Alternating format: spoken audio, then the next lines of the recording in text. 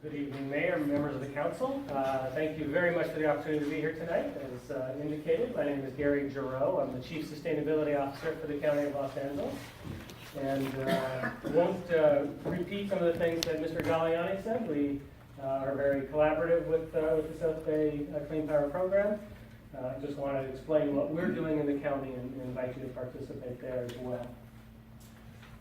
I don't know that I need to spend a lot of time talking about what CCA is. It sounds like you're well versed, but I'll take a second to do that, talk about some of the benefits as analyzed by our business plan, some of the risks. We want to be transparent and open with cities that there are indeed risks and what those are and how we might mitigate them.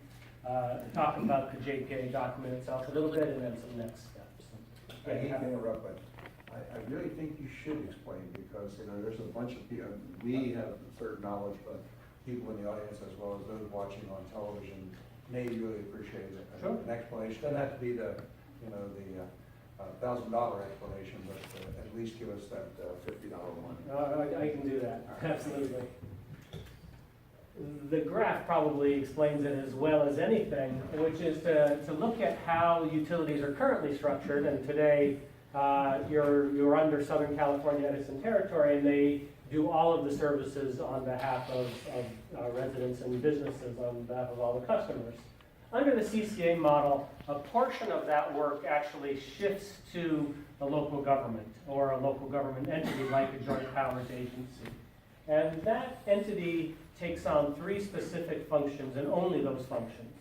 One, it is responsible for procuring power on behalf of its customers, on behalf of its residents, on behalf of the businesses within its community.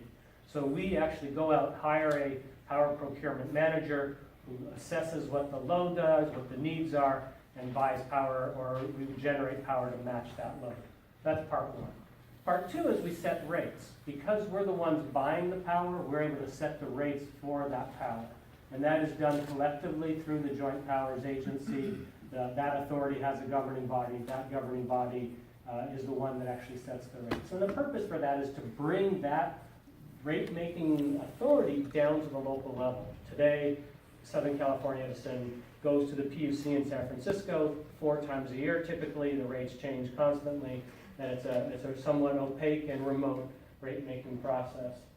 And then the third part that the CCA takes on, The rate-making process is opaque, is the not transparent, program. So and we the operate details are not alongside of specific. Edison's customer programs, but we'll have our own energy efficiency programs, our own PV incentive programs, our electric vehicle incentive programs to supplement and support what we feel are our needs in our communities, and that's a key component.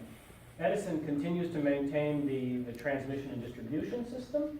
They also continue to maintain the billing system. So they actually will send out the bills. On that bill, there'll be a line item for the CCA power procurement charge. And then they do the meter reading. So that's basically how it works. The key reason, or one of the key reasons, there's really 4, but the key reason that communities are interested, and if I've gone around the county of Los Angeles to council meetings like this, a primary driver is lower cost energy for our residents and for our businesses. And so we had a feasibility study done, looked at what it would cost to procure power on behalf of our residents and our businesses, and what it would cost to actually deliver those services vis-a-vis Edison. And this breaks it down by rate class, but you can see that on average, we would see about a 5% reduction of energy rates across the board. It's simply the level that Edison is providing For all the boondoggles. At 50%, and they're at about 28% renewable today, maybe 30. At a 50% renewable level, we could still see a 4% reduction in rates overall, and this is net rates, not just the power procurement charge. And at 100%, should communities decide they want 100%, they would see a 6% increase. But that's a good driver. A lot of people see that as a benefit to the residents and the businesses.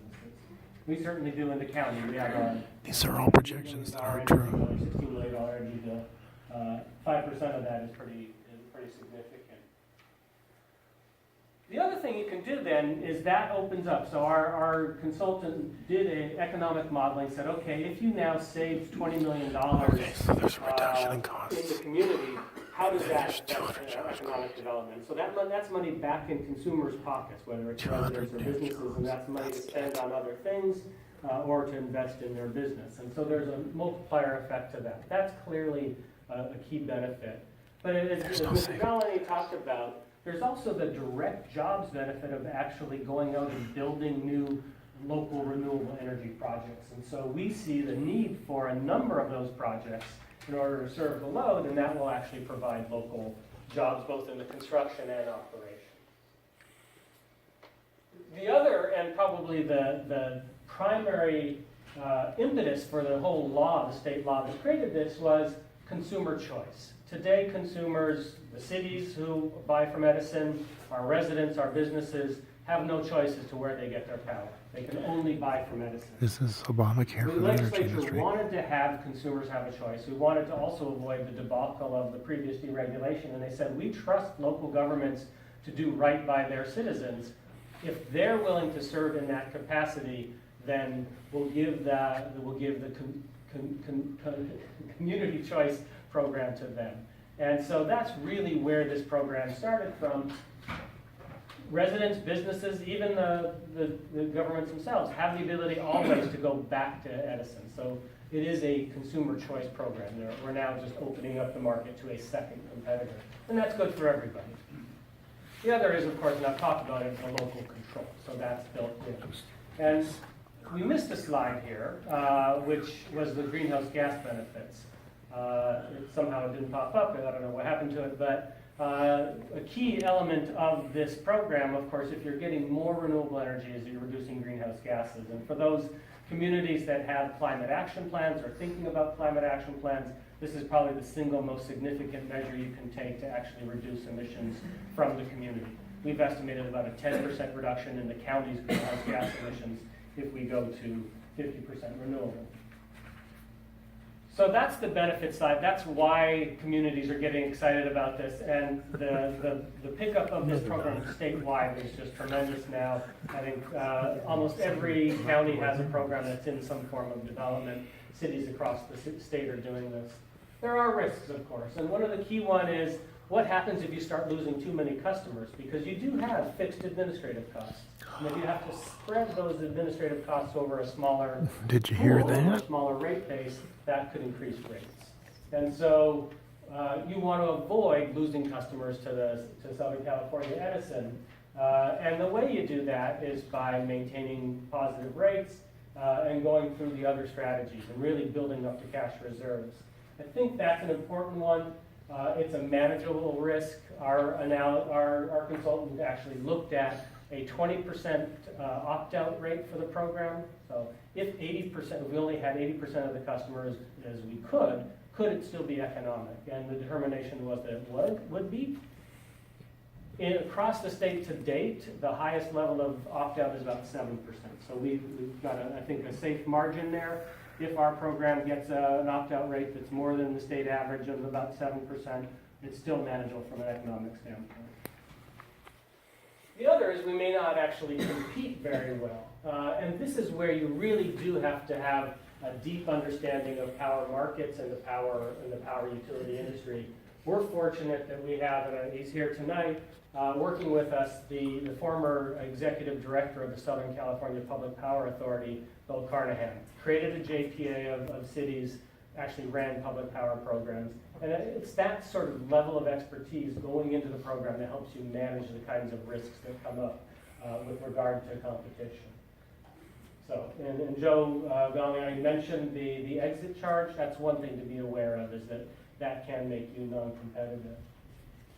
The other is just state policy. And the goal, of course, would be that any state policy would, in fact, apply across the board to investor-owned utilities equally to CCAs, but certainly have to keep an eye on Their answer is more of the sure state. that That's we their are in answer. fact managing the risk that the state could somehow change the rules to make CCAs less favorable. So frequently in my conversations with city councils, and again, appreciate the time tonight, two big questions come up. What happens to any franchise fees you may have, and what happens to any utility user taxes you may have? With franchise